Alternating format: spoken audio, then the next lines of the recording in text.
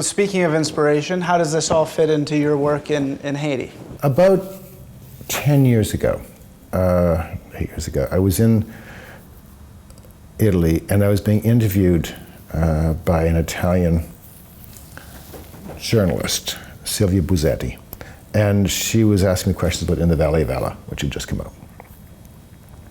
And she ran into questions, after a while, and she'd driven quite a way to meet me from Rome. And so I asked her where she'd been last, and she said she'd just come back from Haiti. Interesting, I've always been interested in Haiti.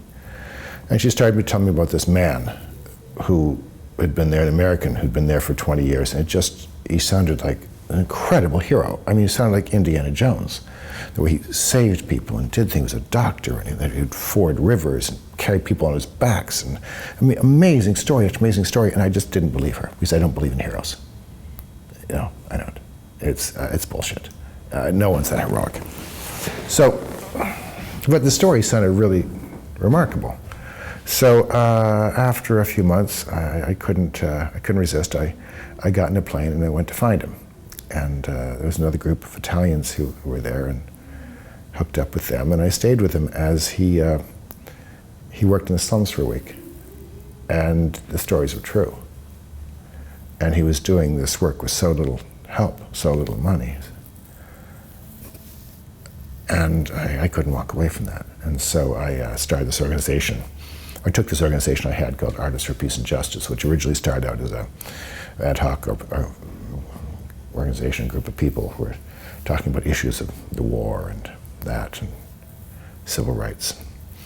And we formed this into because I've been interested in issues of poverty for some time, and that as a human right. Just be able to eat, educate your kids.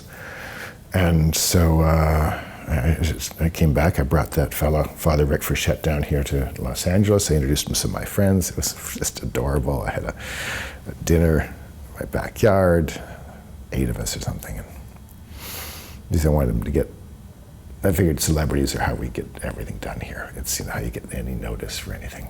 So he's been American, but he's in Haiti for 20 years now, and we're having dinner, and he leans over to me at one point. He says, "Paul, the very attractive blonde woman across from me."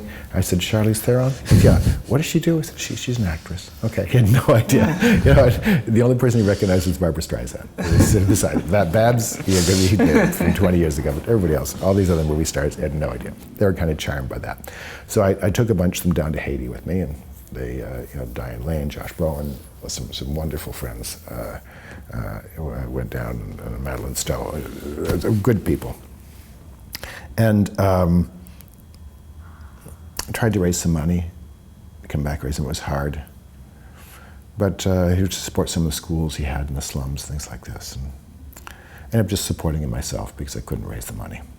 Then 2 years later, after into this organization, doing what we could, taking people down there, raising a little here and there, the earthquake hit.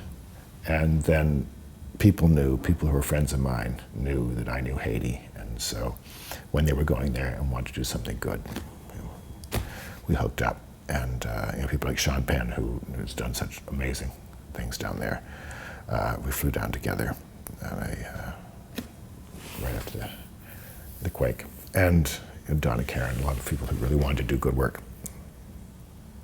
And so I came back, and I knew this. You hate to think of these things at the time. I said, I can use this. I can raise a lot of money. And so I came back and still had the dirt of the slums on me after a week down there after the quake. And I got my ex-wife I called her and said, "Get every movie star I know in our backyard. I'm coming back on Saturday." And we did. We had a whole bunch of friends there and people, and we came back, got some people to play, and we raised $4.5 million in a couple of hours. Oh. I just asking friends to give me $250,000 each, $50,000 a year, and movie star after movie star stepped up and said yes. So we, with that initial money, we had like $1.5 million in cash and then the rest in pledges. We started the very first free high school for the kids of the slums. They'd never had one. If you're born in the slums of Port-au-Prince, and it's arguably the worst slum in the Western Hemisphere. If you're born there and you're lucky enough to go to school, which is maybe half the kids, you can go to grade 6 and there's nothing else for you. Because after that, school is just too expensive. It's for the rich kids, the middle class kids. So we thought that a crime. And so we started with grade 7, the year of the quake. And now we have this beautiful facility just a few years later, 2,800 children from grade 7 through grade 13, starting grade 13 this year. And then we have a film school and an audio engineering school. They're both post-secondary facilities, and these kids are graduating, and they're earning 20 times what their parents did. And they're getting real jobs, graduating in film school and coming out and getting a real job. I mean, imagine that. Yeah. It doesn't happen here, but they have the need there. And they're shooting commercials, they're shooting industrials, they're shooting small features, shooting documentaries, doing great things. And now, with the help of the We Are the World Foundation, we opened the audio engineering school. We have a beautiful recording studio right on the bluff. We bought this land for them, this film school. It's called the Artists Institute and the Audio Engineering School. And it's over the bluffs overlooking the sea. It's gorgeous. And Arcade Fire helped us with that and to design it. And yeah, so some good musician friends. So that's what we're doing, yeah.